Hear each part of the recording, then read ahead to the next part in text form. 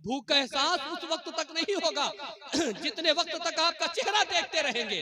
अल्लाह अकबर। बस इतना कहना था। मेरे मुस्तफा करीम सल्लल्लाहु ताला अलैहि वसल्लम ने इरशाद फरमाया, अबू बकर उमर तुम क्या समझते हो, तुम क्या समझते हो कि कई दिनों से सिर्फ तुमने खाना नहीं खाया है? कई दिन हो गए मेरे भी घर में चूल्हा नहीं जला है, कई दिन हो गए मेरे भी घर में चूल्हा नहीं जला है, तेरा नबी भी कई दिनों से कुछ नहीं खाया है। अब हमारे हुजूर अपने उन दोनों सहाबियों को लेकर के मदीने की गलियों में चलते हैं। अबू अय्यूब अंसारी का मकान आया, खुशबू रसूल महसूस किए, घर से बाहर आए। आने के बाद हुजूर के सामने आकर के दस्त बस्ता सलाम अर्ज करते हैं। हजरत अबू अय्यूब अंसारी का बयान कहते, जब सलाम अर्ज किया ना, कहते कि फिर मेरी नजर पड़ी हुजूर के जमाले जहां आ रहा पड़ा। अबू बकर उमर को भी देखा, कहते कि मैं समझ गया कि हुजूर को भूख लगी। अबू बकर उमर की हालत देख करके मैंने भांप लिया कि कई दिनों से लोगों ने कुछ खाया नहीं है। कहते फौरन मैंने कहा, या रसूल अल्लाह, क्या आज आप मेरी दावत कबूल नहीं करते? मैं आपकी दावत करना चाहता हूँ कि आप आज मेरे यहाँ मेहमान बनेंगे। हुजूर फरमाते हैं, अबू अय्यूब, अगर तुम मेहमानी करना चाहते हो, दावत करना चाहते हो, तो तुम्हारी दावत कबूल है। हजरत अबू अय्यूब कहते हैं कि फिर हुजूर को लेकर के घर में गए, उन्हें बिठाए, घर के अंदर गए, बकरी का एक बच्चा ज़बा किया, घर वालों को कहा जल्दी जल्दी खाना बनाओ, हुजूर को भूख लगी होगी। हजरत अबू अय्यूब कहते हैं बकरी का बच्चा ज़बा करके आए, हुजूर के सामने जानुए अदब तह करके बैठ गए, जानुए अदब तह करके बैठ गए। कहते कि जानुए अदब तह करके बैठे, सोचा था हुजूर से जा करके कुछ बातें सुनूंगा, कुछ हुजूर के इरशादात को समाअत करूंगा।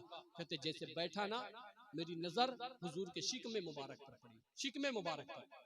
कहते कि जब मेरी नजर हुजूर के शिकमे मुबारक पर पड़ी तो मैंने देखा कि हुजूर का शिकमे मुबारक भूख की वजह से, कई दिनों से कुछ ना खाने की वजह से पुश्ते मुबारक से जाकर के मिल गया था। अल्लाह, शिकमे मुबारक पुश्ते मुबारक से जाकर के मिल गया था। हजरत अबू अय्यूब कहते हैं कि मुझसे रहा ना गया, मैं दौड़ के गया, अपने खजूर के बाग में गुच्छा तोड़ा, दौड़ करके लाया, हुजूर के कदमों में रखा, या रसूल अल्लाह, खाना पकने में देर है, जब से आप इसे तनाउल फरमाए, जब से आप इसे तनाउल फरमाए। हुजूर है, खजूर तनाउल फरमाते हैं। हजरत अबू अय्यूब कहते थोड़ी देर के बाद खाना बना, अंदर से आवाज आई खाना तैयार है। कहते कि मैंने दस्तरखान लगाया, दस्तरखान पर खाना सजाया, फिर हुजूर को बुलाया।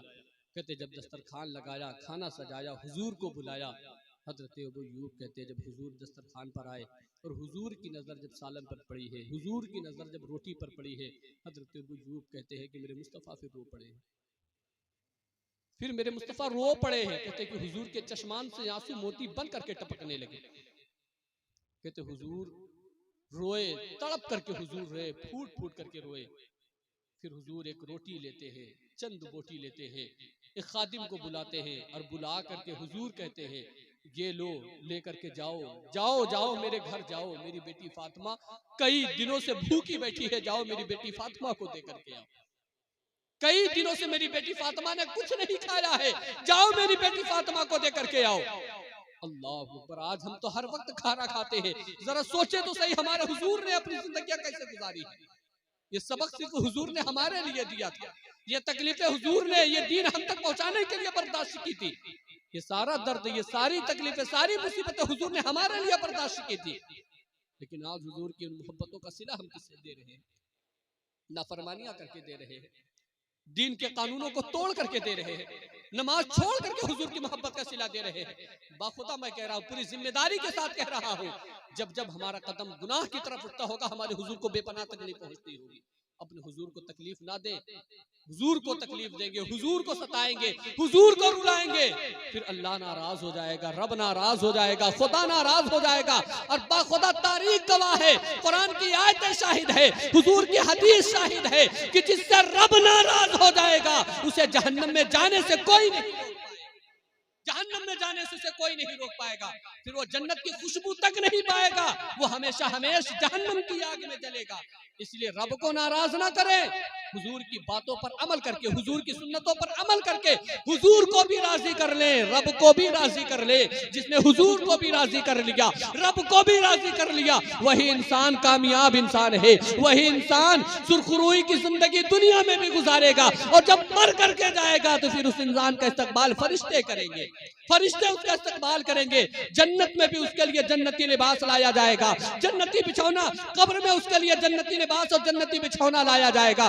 जन्नत की हवाएं उसकी कब्र में डाली जाएंगी, जन्नत की तरफ दरवाजा खोला जाएगा, जन्नत की खुशबुएं वो महसूस करेगा। फिर जब कयामत कायम होगी तो उसे बेहिसाब मौला तबारक व तआला जन्नत अता फरमा देगा, बेहिसाब मौला उसे जन्नत अता फरमाएगा। इसलिए अपने दीन के करीब आ जाओ, दीन के करीब आ जाओ। वही इंसान कामयाब है जो दीन पर चलने वाला है। जो दीन पर नहीं चल रहा वो किसी माने में कामयाब नहीं है। आज एक नारा उठा है कि अगर कामयाबी चाहते हो तो आगे बढ़ो, कामयाबी चाहती हो तो आज मगरिबी तहजीब को अपनाओ, मगरिबी कल्चर को अपनाओ। अगर मगरिबी तहजीब को अपना लोगे, मगरिबी कल्चर को अपना लोगे, फिर दुनियावी बातों को अगर मान लोगे, दुनियावी हुक्मरानों को अगर तुम देख लोगे और उनकी जिंदगी को अगर तुम पढ़ लोगे तो तुम कामयाब हो जाओगे। मैं कहता हूं कि अगर कामयाबी चाहते हो तो आगे ना बढ़ो, कामयाबी चाहते हो आगे ना बढ़ो, अगर कामयाबी चाहते हो तो पीछे हटो, पीछे हटो। कितने पीछे हटना है? पीछे हटो, 1450 साल पहले पीछे हट जाओ, 1450 साल पहले पीछे हट करके फिर सहाबा को देख लो, कामयाब हो जाओगे। उनकी जिंदगी को देख लो, कामयाब हो जाओगे। सहाबा वाली जिंदगी गुजार लो, बाखुदा ऐसे कामयाब हो जाओगे, ऐसे कामयाब हो जाओगे। 1450 साल का अरसा गुजर गया है, अबू बकर का नाम अभी भी जिंदा है, उमर का नाम अभी भी जिंदा है, उमर अभी भी चमक रहे हैं, अबू बकर अभी भी चमक रहे हैं, उस्मान अभी भी चमक रहे हैं, अली अभी भी चमक रहे हैं, अली अभी भी चमक रहे हैं, दीगर सारे सहाबा अभी भी चमक रहे हैं, हुजूर अभी भी, हुजूर के गुलाम अभी भी चमक रहे हैं। इसलिए हुजूर के गुलाम बन करके जिंदगी गुजारो। मर जाओगे, मर जाओगे, सदियां गुजर जाएंगी, तुम्हारा जिस्म नहीं रहेगा लेकिन तुम्हारी बातें दुनिया में मौजूद रहेंगी, तुम्हारी बातें दुनिया में मौजूद रहेंगी। लोग कहेंगे कोई दीवाना था जो हुजूर के नाम पर जिंदगी गुजार के चला गया है, कोई आशिक था जो हुजूर की मोहब्बत में जिंदगी गुजार करके चला गया है। लोग तुम्हारी मिसालें देंगे, लोग तुम्हारे तरीके, तुम्हारे किस्से पढ़ेंगे और अपने बच्चों को तुम्हारे किस्से बताएंगे और कहेंगे अगर जिंदगी कामयाबी वाली गुजारनी है तो फिर उस इंसान जैसे गुजारो जिसने अपनी जिंदगी अल्लाह और उसके रसूल की मोहब्बत में गुजारी है। सदियां गुजर गई है लेकिन आज भी लोग उसकी मिसालें दे रहे हैं, लोग आज भी उसकी कहानियां बता रहे हैं, लोग आज भी उसके किस्से बता रहे हैं। इसलिए मेरी मिल्लत के नौजवानों, सच्ची तौबा की तरफ आओ।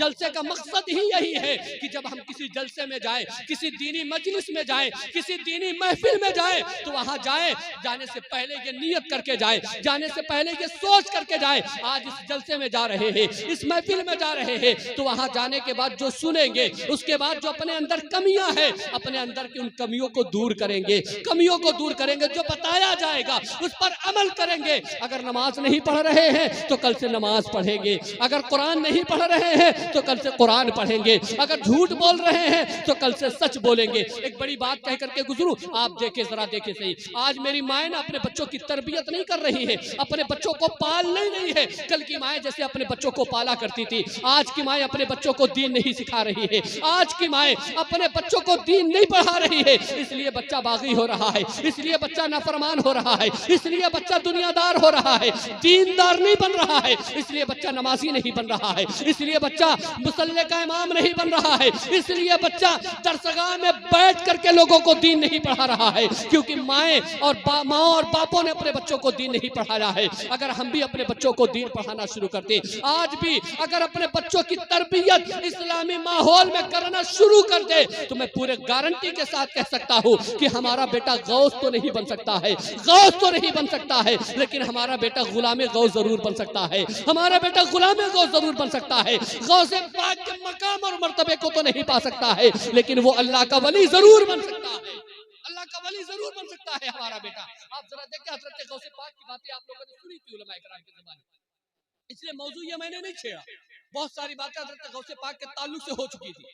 हजरत गौस पाक की जो वालिदा थी ना, बचपना भी आप लोगों ने सुना, उनकी करामतें भी आप लोगों ने सुनी, मौलाना रफी साहब और भी मुफ्ती साहब किबला तो उन्होंने बताई।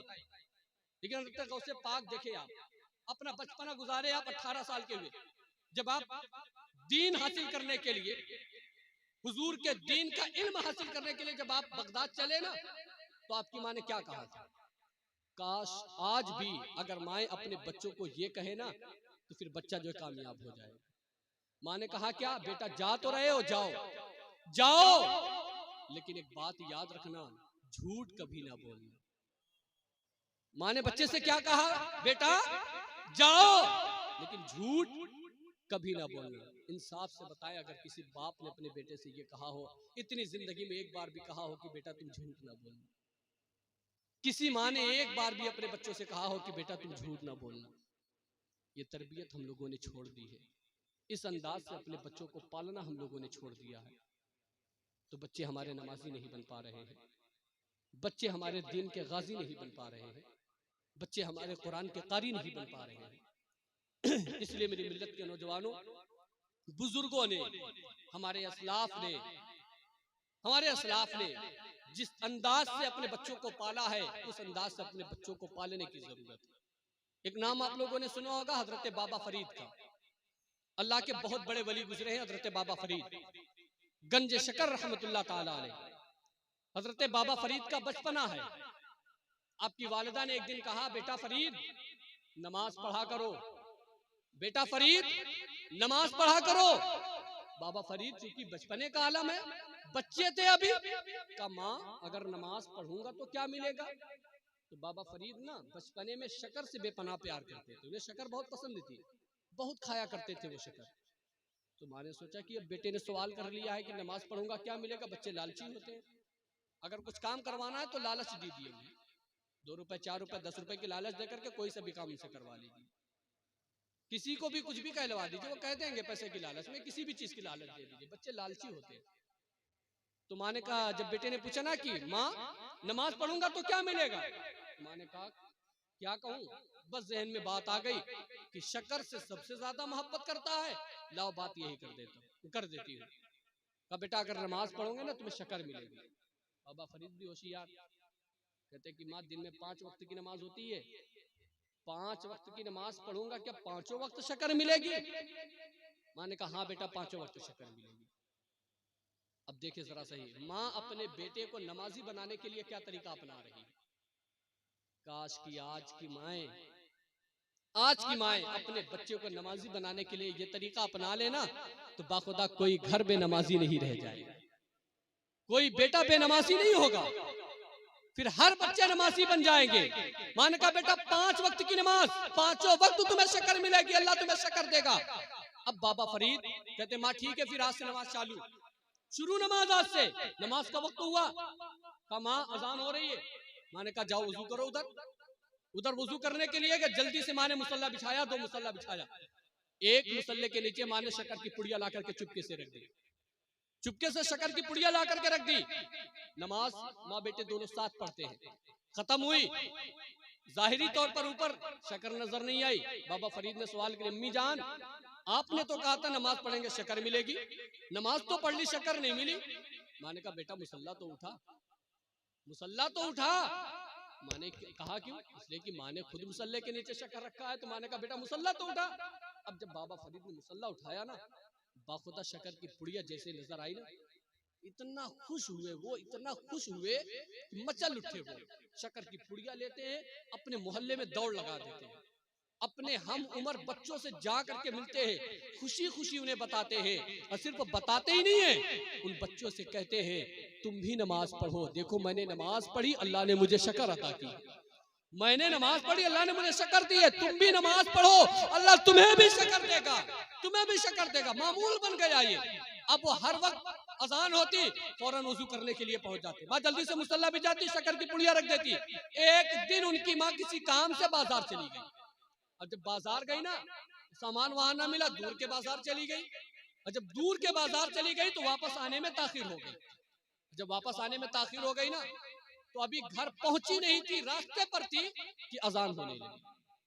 अब जब अजान होने लगी तो बाबा फरीद की माँ डरने लगी, अब क्या होगा, आज तो राज पकड़ा जाएगा, आज तो राज फांस हो जाएगा, आज तो मेरी चोरी पकड़ी जाएगी, मेरा झूठ पकड़ा जाएगा। जो झूठ मैंने बेटे से कहा कि बेटा तू नमाज पढ़ेगा तुम्हें शक्कर मिलेगी।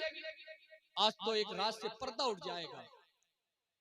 डर इस बात का नहीं था कि बेटा जान जाएगा कि माँ ने झूठ कहा था, डर इस बात का था कि कहीं ऐसा ना हो कि फिर मेरे बेटे के दिल से हमेशा हमेशा के लिए नमाज की मोहब्बत खत्म हो जाए, कहीं वो फिर सारी जिंदगी अल्लाह की इबादत के करीब ना आए, अल्लाह की जात से भरोसा कहीं ना उठ जाए।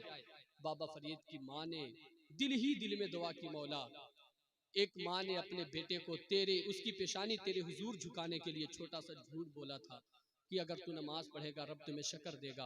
रोजाना शक्कर की पुड़िया उसके मुसल्ले के नीचे रखती थी, वो खुशी खुशी नमाज पढ़ता था। आज घर पे नहीं हूँ, मेरा बेटा मामूल के मुताबिक वजू बनाया होगा, मुसल्ला बिछाया होगा, नमाज पढ़ेगा, नमाज पढ़ करके मुसल्ला उठाएगा। मौला आज अगर शक्कर नहीं मिली उसे तो कहीं ऐसा ना हो कि वो नमाज से दूर हो जाए, तुझसे दूर हो जाए, नमाज से उसका भरोसा उठ जाए और एक माँ अपने बेटे के नजर में रुसवा हो जाए, एक माँ अपने बेटे के नजर में रुसवा हो जाए। मौला एक माँ को उसके बेटे की नजर में रुसवा होने से बचा ले, अपने बंदे को नमाज से दूर जाने से बचा ले, अपनी जात से उसका भरोसा उठने से बचा ले। दिल ही दिल में दुआ करती है, हल्के हल्के कदमों से घर की तरफ बढ़ रही है। और जैसे ही बाबा फरीद की माँ घर की दहलीज पर कदम रखती है, घर की दहलीज पर बाबा फरीद ने दूर से सलाम किया, अम्मी जान अस्सलाम वालेकुम। माँ ने सलाम का जवाब दिया, बाबा फरीद सामने आ गया। माँ ने पूछा बेटे नमाज पढ़ ली? बाबा फरीद ने कहा हाँ माँ नमाज पढ़ ली।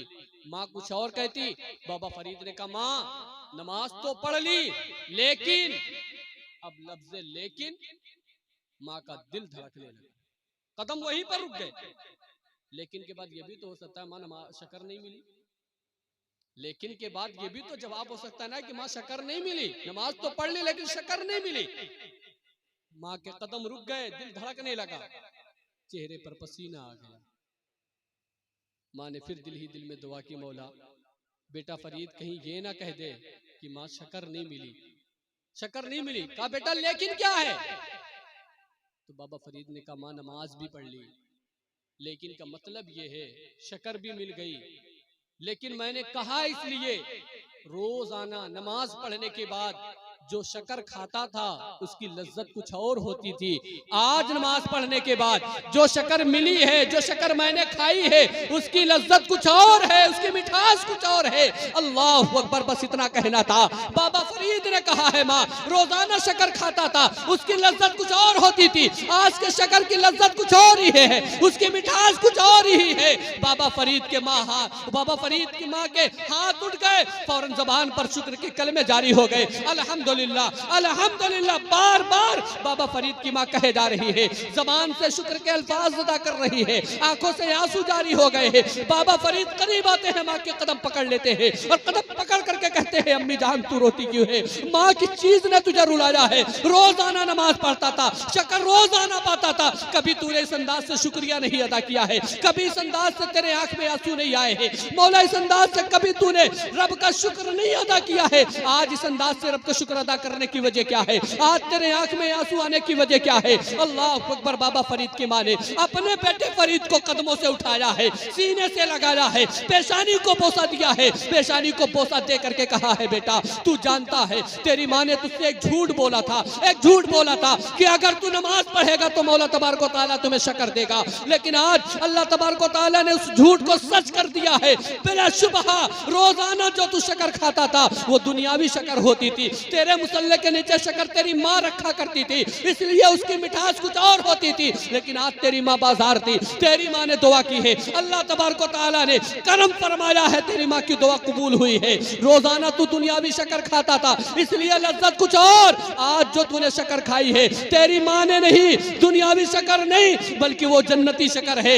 मौला तबारक व तआला ने जिब्रील से रखवाया है, जिब्रील से वो शक्कर रखवाया है, आज जो तू शक्कर खाया है वो जन्नती शक्कर है, इसलिए उसकी मिठास उसकी लज्जत ही कुछ और है, उसकी मिठास उसकी लज्जत ही कुछ और है। तो कल की माएँ अपने बच्चों को नमाजी बनाने के लिए बेटा जिस चीज से मोहब्बत करता था उस चीज के लालच दिया करती थी। आज में वालिदैन अपने बच्चों को नमाजी बनाने के लिए आपके बेटे आपके बच्चे जिस चीज से मोहब्बत करते हैं उसकी लालच दे दे, ना सही तो दिन में 10 रुपए की लालच दे दे, 100 रुपए की लालच दे दे, 50 रुपए की लालच दे दे। आज आपका बेटा 50 रुपए की लालच में नमाज पढ़ेगा, लेकिन वो दिन भी आएगा कि फिर बेटा खुद ही कहेगा माँ अब तो नमाज की लज्जत मिल गई है, नमाज की मिठास मिल गई है, सजदे की लज्जत मिल गई है, अब मुझे पैसे की जरूरत नहीं है। पहले मैं पैसे के लिए नमाज पढ़ता था, अब अपने अल्लाह की रजा के लिए नमाज पढ़ूंगा, अल्लाह की खुशनुदी के लिए नमाज पढ़ूंगा मैं।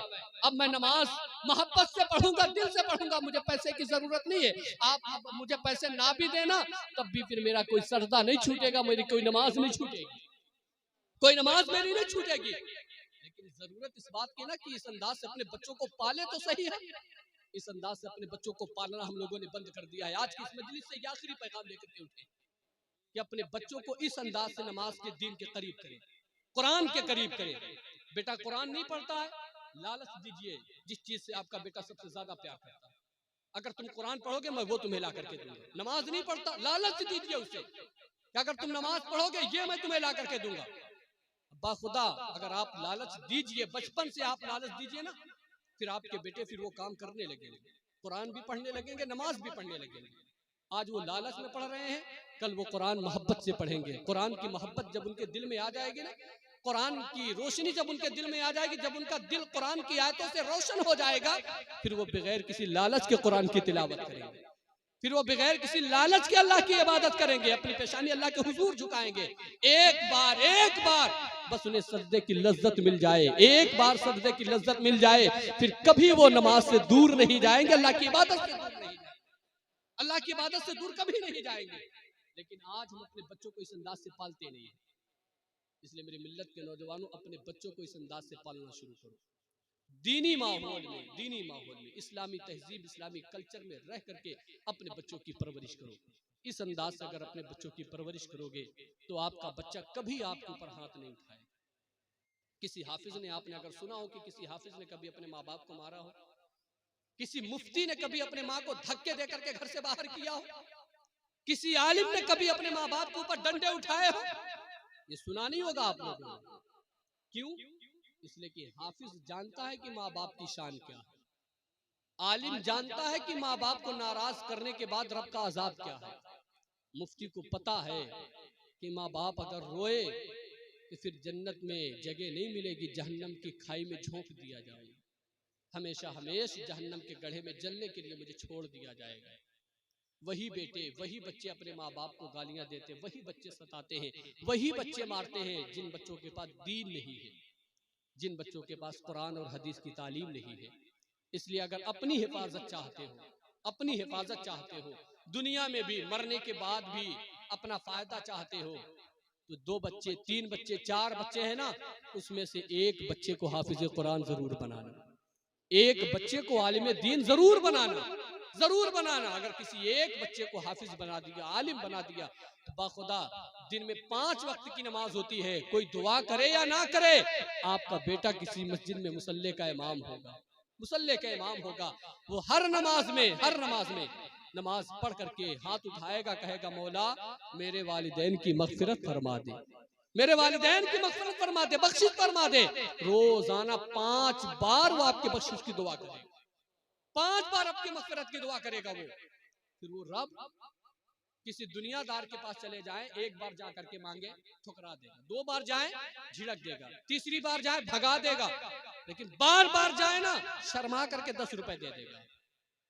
कोई फकीर अगर हमारे दरवाजे पर आए तो ऐसे ही होता ना, एक बार भगाते, 2 बार भगाते, लेकिन बार बार आए ना फिर जेब से कुछ ना कुछ निकाल के, अरे यार ले चल, अच्छा पीछा छोड़, हट यहाँ से जा। तो ये दुनियादारों की बात मैं कर रहा हूँ, इंसानों की बात कर रहा हूँ। बार बार कोई अगर हमारे पास आए तो शर्मा करके हम दे देते हैं।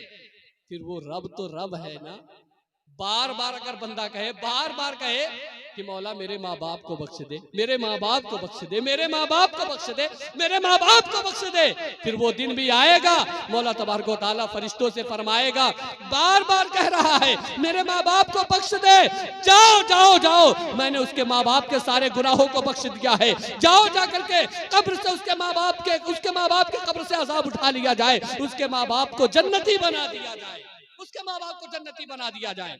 इसलिए अपने बेटे को आलिम और हाफिज जरूर बनाओ, दुनिया में भी आप फायदे में रहेंगे, मरने के बाद भी आप फायदे में रहेंगे, और हश्र के दिन, हश्र के मकाम, हश्र का मैदान जब कायम होगा ना तो उस दिन भी आप बड़े फायदे में रहेंगे। बस ये रिवायत, जिसने अपने एक बेटे को हाफिज बनाया, कल जब कयामत कायम होगी सारे लोग मौजूद होंगे, एक ऐसी जमात गुजरेगी जिन्हें बुलंदी और उरूज, ऊंचा मकाम अता किया जाएगा। उनके सर पर ऐसा नूरानी चमकता हुआ ताज रखा जाएगा। लोग देख करके कहेंगे क्या ये नबियों की जमात है? आवाज आएगी नहीं नहीं। फिर कहेंगे क्या ये सिद्दीकीन की जमात है? आवाज आएगी नहीं। फिर कहेंगे क्या ये वलियों की जमात है? आवाज आएगी नहीं। फिर ये किसकी जमात है? शहीदों की जमात है? आवाज आएगी नहीं। फिर लोग कहेंगे कि जब ये नबी नहीं है, सिद्दीक नहीं है, सहाबी नहीं है, ताबई नहीं है, वली नहीं है, शहीद नहीं है, तो फिर ये कौन लोग हैं? अल्लाह तबारक व तआला का फरिश्ता पुकारेगा, पुकार करके कहेगा ये नबी नहीं है, सिद्दीक नहीं है, ताबई नहीं है, सहाबी नहीं है, शहीद नहीं है, वली नहीं है, ये वो लोग हैं जिन्होंने अपने अपने बेटे को हाफिज कुरान बनाया है, अपने बेटे को हाफिज कुरान बनाया है। इनका बेटा दुनिया में हाफिज कुरान था, कुरान को उसने हिफ्ज किया था, अपने सीने में महफूज किया था। ये उनके माँ बाप है जिनकी ये शान है। तो आप अंदाजा करें कि जब हाफिजों के माँ बाप की ये शान है कि लोग उनकी जिंदगी पर रश्क करेंगे, उनके मकाम पर रश्क करेंगे। जब हाफिजों के माँ बाप का मकाम ये है तो जो खुद साहिब हाफिज होगा उसका मकाम कितना बुलंद होगा, जो हाफिज होगा उसकी शान कितनी बुलंद होगी। इसलिए अपने बच्चों को हाफिज जरूर बनाओ, आलिम जरूर बनाओ। आपका घर सुधर जाएगा, मोहल्ला सुधर जाएगा। अल्लाह की बारगाह में दुआ है, बातें ढेर सारी करने की। अल्लाह की बारगाह में दुआ है मौला हम सभी लोगों को दीन के रास्ते पर चल करके अपनी जिंदगी गुजारने की तौफीक अता फरमा। मौला हम लोगों को जबान से भी मुसलमान बना दे, और मौला हम लोगों को दिल से भी मुसलमान बना दे।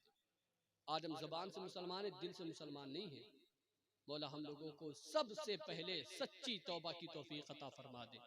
अस्तगफिरुल्लाह रब्बी मिन कुल्ली ज़ंबि व अतूबु इलैहि। अशहदु अल्ला इलाहा इल्लल्लाह व अशहदु अन्ना मुहम्मदन अब्दुहु व रसूलुहु। ये किस्सा लतीफ़ अभी ना तमाम है, जो कुछ बयां हुआ वो आगाज़ बाब था। व आखिरु दावाना अनिल हम्दुलिल्लाहि रब्बिल आलमीन। अस्सलाम वालेकुम।